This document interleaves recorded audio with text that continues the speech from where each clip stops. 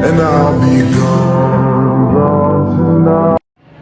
Assalamualaikum warahmatullahi wabarakatuh.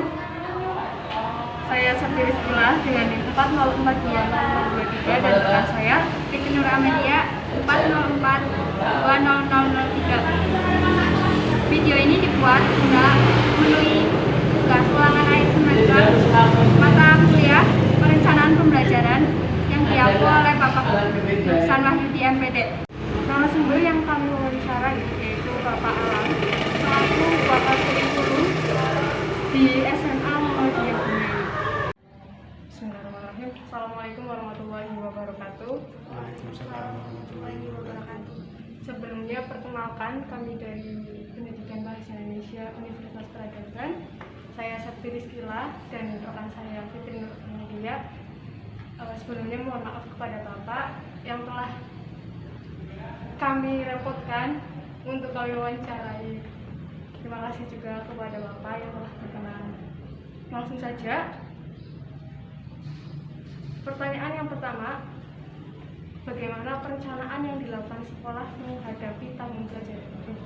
Untuk pertanyaan pertama itu, karena swasta kita harus mencari murid beda dengan provinsi. Kalau provinsi itu ikutnya SMA itu ikutnya provinsi kalau negeri, dan kalau swasta harus mencari murid, dan yang harus disiapkan adalah perangkat pembelajaran, bisa untuk RPP, silabus, alokasi penilaian, alokasi waktu, promes, kalender pendidikan, dan sarana yang memadai untuk peserta didik agar berhasil. Gitu. Jadi yang disiapkan itu semua ya Pak? Iya, yang penting sarana dan prasarana untuk peserta didik. Terus pertanyaan yang kedua, mengapa guru perlu mengembangkan materi pembelajaran? Karena komponen itu sangat penting, di mana materi pembelajaran itu menentukan keberhasilan peserta didik. Apabila guru kita bisa mengembangkan, maka peserta didik kita akan berhasil untuk pembelajarannya, nggak akan bisa susah.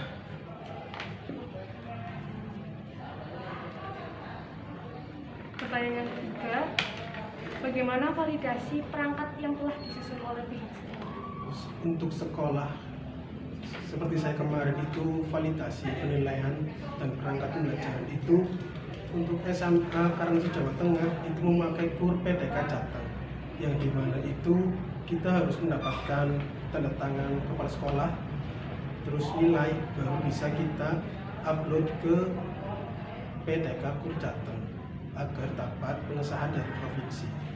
Gitu. Selanjutnya yang ketiga, bagaimana validasi perangkat? Yang keempat, bagaimana penilaian yang dilaksanakan dalam rangka pengelolaan pembelajaran? Menetapkan tujuan pembelajaran, bentuk penilaian, kisi-kisi, terus menyusun soal dan pedoman penskoran.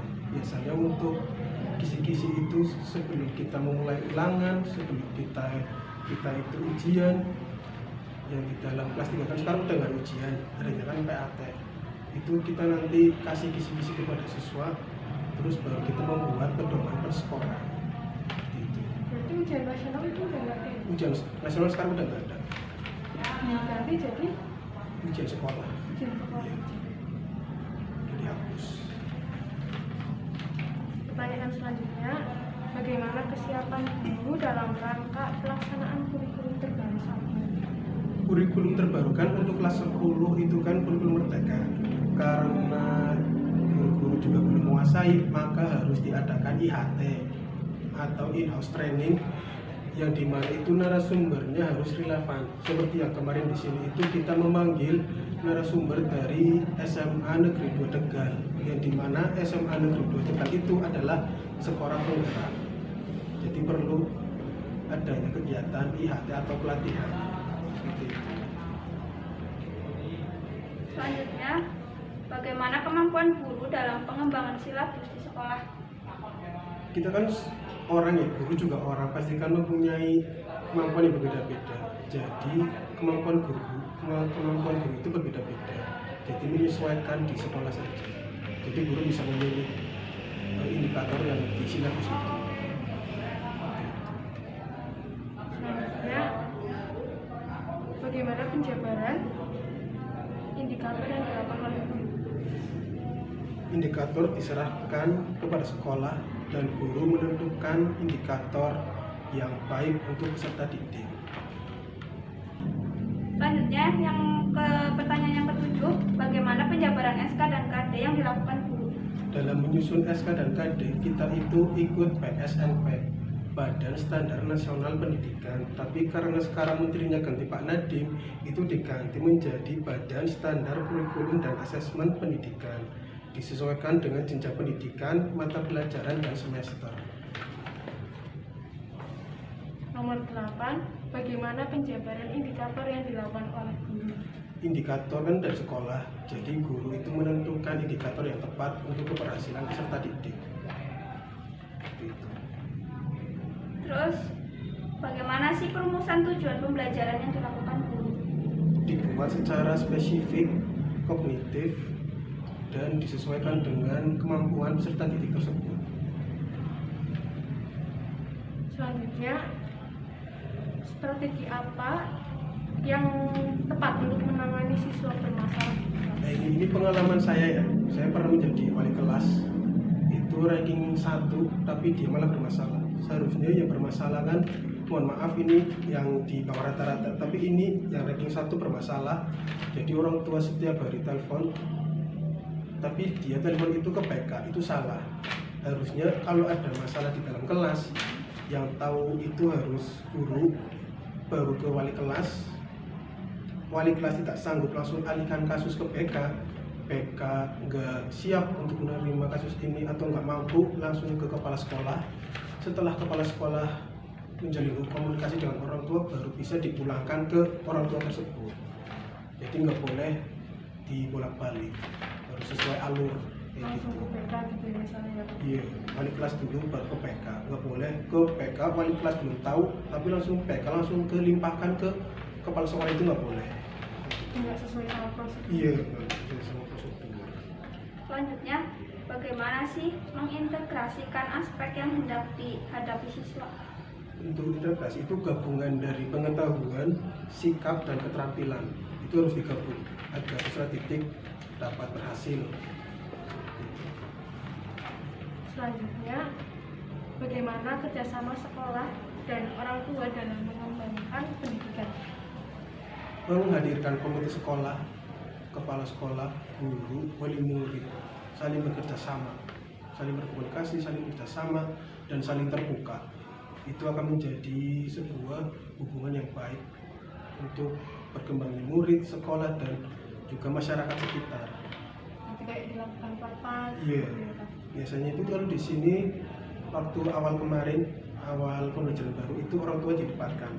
Dan juga kalau pas penerimaan rapot itu orang tua yang ngambil rapot, jadi unek-unek itu bisa disampaikan kepada orang tua agar ya saling bekerjasama lah, komunikasi intinya itu. Orang tua juga tahu Iya. tentang anaknya. Iya benar. Terus, apa yang menjadi dasar dihadirkannya sebagai sumber belajar? Untuk memperbanyak wawasan pandangan dalam proses pembelajaran. Iya. Selanjutnya, bagaimana membuat pembelajaran menjadi lebih bermakna?